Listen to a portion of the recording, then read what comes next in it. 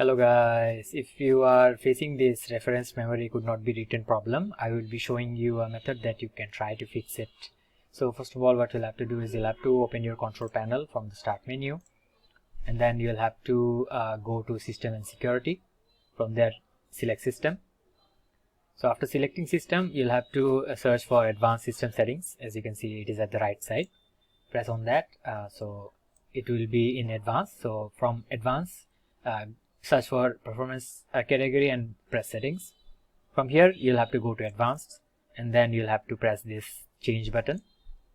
So from here you'll have to untick this automatically manage paging file size, and then you'll have to press this custom size button. So here you'll see two fields, one is initial size and the maximum size. So and at the bottom you'll see recommended size and currently allocated.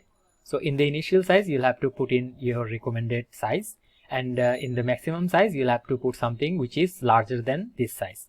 So suppose if you put the recommend which is 2931, so here it has to be larger than 2931, which could be 2932 or anything that you want. Like as you can see, my available space is a lot, so you can put it as much as you want. So after that, what you'll have to do is you'll have to simply press OK and apply the changes, and then you'll have to restart your PC, and hopefully the error will be fixed. So that was all for today guys. Thank you for watching. Take care. Bye bye.